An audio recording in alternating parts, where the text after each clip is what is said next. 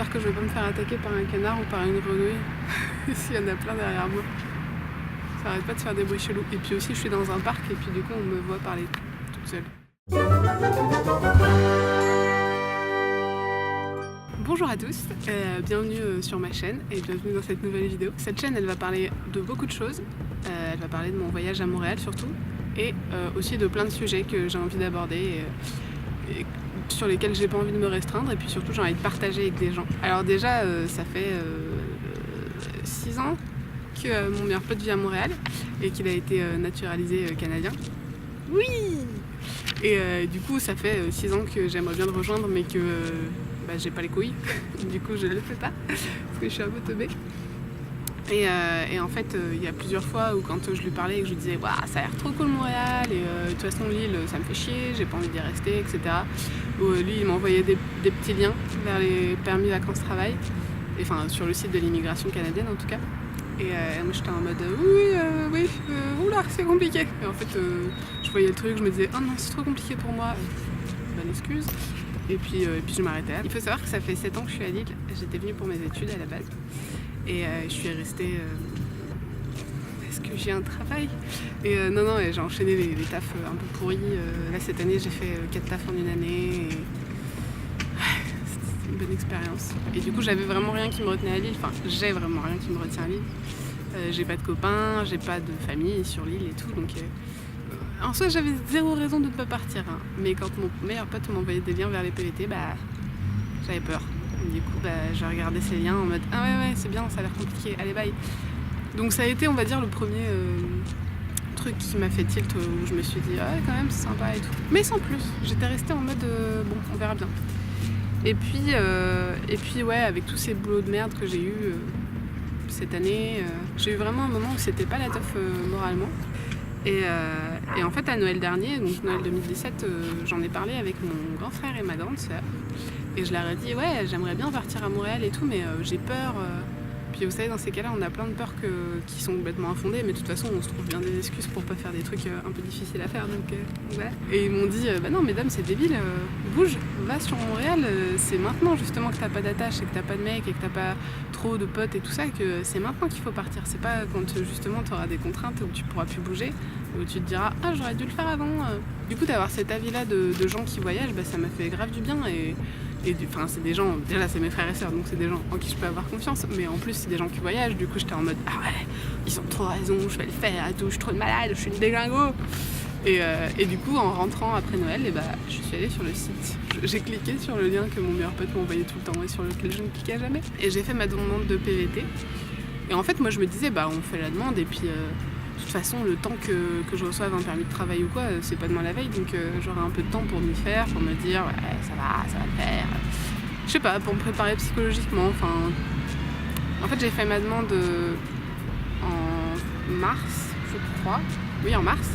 Et j'ai eu mon visa en avril. En fait, les PVT, c'est un système qui fonctionne par tirage au sort. Donc en fait, vous vous enregistrez sur le site de l'immigration canadienne et tous les mois, il me semble que c'est tous les mois, vous avez un tirage au sort pour savoir si vous pouvez prétendre à un permis vacances-travail. Donc le permis vacances-travail, comme son nom l'indique, c'est un permis de travail, un visa qui permet d'être en vacances et de travailler. Voilà, c'est comme son nom l'indique. Et en fait, c'est très très simple. Sur le site, vous avez quelques informations à rentrer, peut-être 2-3 justificatifs, mais je suis même pas sûre. Et donc après, vous passez au tirage au sort. Et en fait, il s'avère que vous avez une chance sur 3 d'avoir votre visa du premier coup, au premier tirage au sort. Et il s'avère que j'ai eu cette chance incroyable, qui était complètement... je sais pas d'où ça sortait quoi. Après avoir reçu ma lettre d'introduction, j'ai fait une méga panique, une méga angoisse. Parce que dans ma tête, je me suis dit, j'ai ma lettre d'introduction. Donc la lettre d'introduction, c'est le papier qui permet d'activer le visa. J'expliquerai après, mais c'est le papier qui permet d'activer le visa. Et du coup, j'avais ma lettre d'introduction et je me suis dit, il faut que je parte maintenant. J'ai mon permis de travail, donc c'est pour aller travailler, donc il faut que... ou en vacances, mais il faut que j'y aille maintenant, il faut pas que j'attende 20 mois. Je sais pas pourquoi, à ce moment-là, j'étais pas du tout rationnelle, j'étais dans mon monde incroyable. Mais écoute, Et du coup j'ai fait une panique, mais alors en fait pendant 2 semaines j'ai stressé, mais à un niveau de stress dans ma vie qui était au-dessus de tout ce que j'ai pu connaître jusqu'à maintenant. Je faisais des crises urticaires, bon j'en fais assez facilement, mais là je faisais des crises urticaires genre toutes les nuits, tu vois, c'était pump it up, dès que je fermais l'œil, pop pop pop pop. Et surtout le stress que j'avais en moi, vous savez, genre le stress avant un examen ou un truc comme ça, il était tellement fort que je me disais mais je vais mourir parce que c'est pas possible d'être aussi stressée aussi longtemps et tout, enfin, je vais jamais tenir jusqu'à mon départ. J'avais pris un billet d'avion du coup en juin, avril, mai, juin, ouais, c'est ça. J'avais pris un billet d'avion en juin en me disant ouais je partirai en juin, il fera beau, ça va être cool et tout. Et puis en fait au fur et à mesure je me suis dit oula, peut-être que je m'emballe un peu. Et puis j'ai un pote qui m'a dit ah bah moi j'ai une copine qui est partie en PVT, est-ce que tu veux lui parler pour lui demander des conseils? Et je lui dis bah ouais grave, ça peut être une super idée. Donc je parle avec cette nana, je ne sais plus du tout son nom ni rien, mais si elle passe par là merci beaucoup. Et du coup je lui raconte un peu ma life, mon boulot, etc. Elle me dit bah pourquoi tu veux partir maintenant, tu peux mettre des sous de côté avec ton boulot, donc attends, enfin le visa on a 1 an pour l'activer, on n'est pas obligé de s'en servir tout de suite. Donc elle me dit mais qu'est-ce que tu fais? Mets des sous de côté et fais-toi une petite tirelire pour pouvoir te dire une fois que je serai à Montréal, bah, je vais faire des voyages, des week-ends et des trucs. Elle me dit putain si j'avais pu faire comme toi j'aurais fait ça. Et je me suis dit bah ouais c'est vrai, c'est con, j'ai un boulot, je suis auto-entrepreneuse, ça me permet de mettre un peu de sous de côté et pouvoir une fois que j'arrive être sereine et pas me paniquer et prendre le temps de chercher un boulot qui me plaît et pas un boulot parce qu'il faut manger. Et du coup elle m'a fait revoir toute la vision de mon voyage et du coup j'ai changé mes billets, je les ai pris il me semble en septembre, oui je les ai mis en septembre et j'ai tout réorganisé et j'ai tout échelonné, putain avec ce mot aussi, j'ai tout échelonné et en fait le stress est retombé d'un coup parce que je me suis dit tout va bien, j'ai juste à faire les choses étape par étape, je me suis fait une petite liste et tout. Ça va le faire, je suis pas plus conne qu'une autre, je suis tout à fait capable de faire les choses, donc pas de soucis quoi. Ça m'a déjà beaucoup plus zénifié, ça m'a déjà beaucoup plus détendu et ça allait beaucoup mieux après. Et puis j'avais déjà commencé à chercher du taf là-bas, enfin j'avais fait un peu n'importe quoi, j'avais commencé à envoyer des CV et tout, sauf qu'il s'avère que mon client, enfin la boîte pour qui je bosse actuellement, a aussi une succursale à Montréal et que du coup ils ont, vous savez, tout se sait dans le milieu du travail. Ils ont su que je cherchais pour juin, alors que mon boulot, ils savaient pas que je partais en juin. Donc je me suis fait engueuler, ce qui était assez logique. Donc c'était un peu la panique. Puis du coup, j'étais bien contente de dire non, mais en fait, je pars en septembre, ils me viraient pas. C'était plutôt pas mal. Du coup, j'ai commencé à faire les papiers dont on a besoin pour rentrer à la douane. Alors donc la lettre d'introduction, donc c'est le papier qu'on a reçu par l'immigration canadienne quand on a fait la demande sur leur site. Et il y a 2 autres papiers à donner avec. Donc il y en a un, c'est un justificatif comme quoi on a 2500 $ canadiens sur notre compte ou un peu plus si on n'a pas de billet de retour. Parce que l'idée c'est de se dire que si jamais vous avez un souci, vous n'êtes pas coincé sur le sol canadien, vous puissiez rentrer chez vous. Donc 2500 $ ou un peu plus si vous n'avez pas de billet de retour. Et le papier d'assurance, parce qu'il vous faut une assurance qui couvre, il me semble, mais alors j'espère que je dis pas de bêtises, qui couvre les frais médicaux et tout ce qui est rapatriement, si jamais il y a un de vos proches qui décède, si jamais vous avez un problème grave, etc. Donc l'assurance, elle est obligatoire si vous voulez rentrer sur le sol canadien. C'est très cher, mais c'est parce que c'est un truc que vous payez en une seule fois, vu que du coup vous devez avoir un papier qui atteste que vous avez l'assurance pour les 2 ans. D'ailleurs, j'ai pas précisé, mais le PVT pour les Belges, il est que de 1 an. Ce qui est un peu... Bon, bref, vous avez besoin de ces 3 papiers, la lettre d'introduction, le justificatif de revenus et le papier de l'assurance. Donc je commence petit à petit à regarder, comparer les assurances, parce qu'il y en a plein et que je vois pas forcément la différence entre toutes. Les sous, je mets un peu de côté, je fais un peu l'écureuil. Petit à petit ça s'organise, le stress est nettement redescendu. Il reste 2-3 trucs qui m'angoissent encore un petit peu, mais bon après c'est normal, hein, c'est un voyage, c'est un changement de vie, il y a forcément des angoisses qui restent. Notamment ce que je vais faire de mes chats, parce que j'ai 2 chats que j'aime énormément car je suis une folle aux chats. Et je sais pas du tout comment je vais faire, parce que je pense pas que je pourrais les emmener avec moi. Déjà parce que mon avion maintenant il est en mars, j'avais dit que je partais en septembre mais entre temps j'ai redécalé à mars. Et donc mon avion est en mars et en fait ils prennent pas les chats sur les vols qui sont en hiver, enfin ils prennent pas les animaux en fait sur les vols qui sont l'hiver.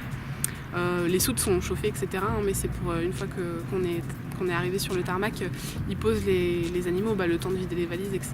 Et du coup, les animaux sont dans le froid. Et du coup, forcément, ils prennent pas les animaux sur les vols l'hiver. Donc déjà, je pourrais pas les emmener avec moi sur l'allée, quoi. Donc c'est un peu compliqué. Il faudrait, en fait, l'idéal, que je trouve quelqu'un qui s'en occupe pendant les 2 ans où je suis partie.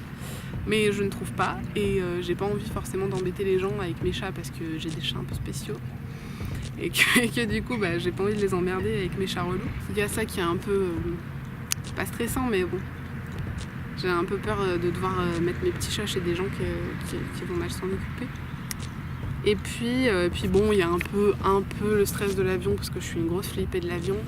Mais là, je me dis c'est quand même différent, c'est des gros avions et puis c'est des vols, c'est des longs vols. Je veux dire, moi les seuls avions que j'ai pris c'était des Ryanair, donc t'as l'impression d'être dans un pot de yaourt qui fait beaucoup de bruit et c'est assez stressant. Je me dis là, ça va être un vrai avion avec des films et tout, donc bon, j'essaye de pas trop anticiper. Je sais que je serai malade 2 jours avant, c'est à cause du stress, mais ouais, ça va, c'est pas le pire. C'est pas le pire stress.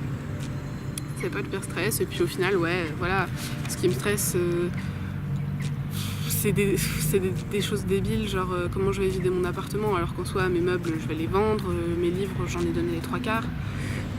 Il y a plein de choses que je vais donner ou que je vais vendre. Je veux dire, c'est pas impossible que j'arrive à vider mon appartement. Mais voilà, c'est normal, c'est des angoisses qui sont légitimes, je pense. Et puis c'est marrant parce que du coup j'ai dû appeler Air Canada pour changer mon billet d'avion qui était en septembre pour le mettre à mars.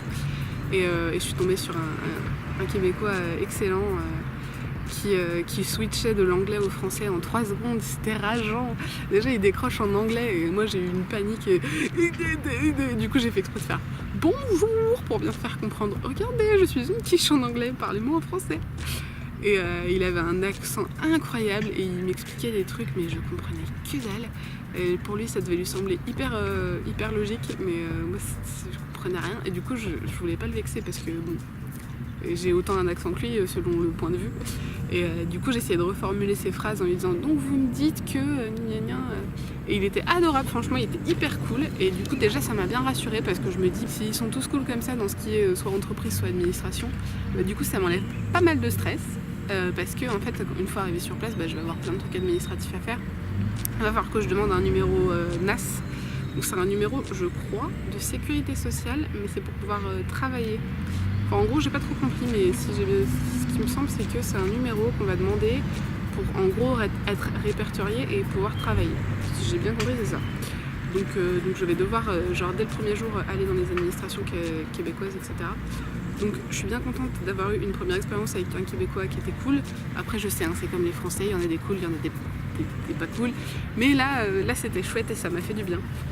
Et puis d'organiser un peu ce voyage, tous les jours j'ai ma petite jauge de motivation qui remonte. Et puis quand j'ai une sale journée, je me dis c'est pas grave parce que dans quelques mois je serai partie. Et que c'est incroyable de pouvoir vivre ça, de se dire ouais je vais sortir de ma zone de confort, je serai dans un endroit que je connais pas, je vais devoir tout réapprendre à faire, redécouvrir une ville, me refaire des amis, me refaire des collègues, etc. Et c'est un peu comme si c'était une seconde chance quoi, c'est genre vas-y, tu peux, ce que t'as là, tu peux le faire mais en mieux.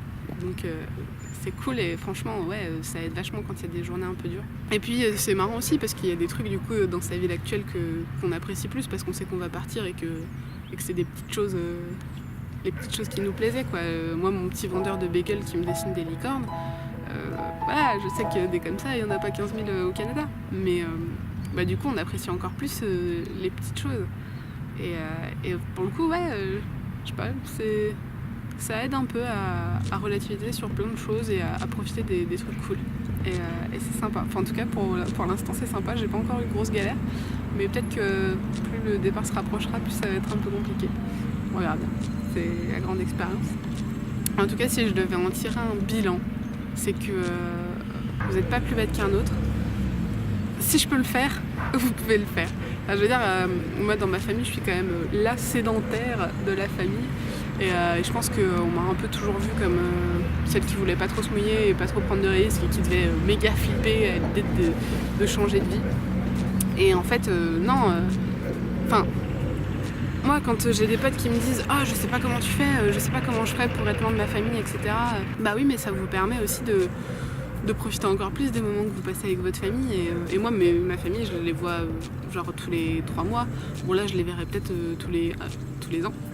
Mais ce sera des moments encore plus ouf parce que je les verrai pas souvent et que, je sais pas, ça donne un autre aspect à plein de choses. Donc voilà, pour finir, n'hésitez pas si vous avez envie de partir quelque part à vous lancer. Et si moi je l'ai fait, c'est que vous pouvez le faire.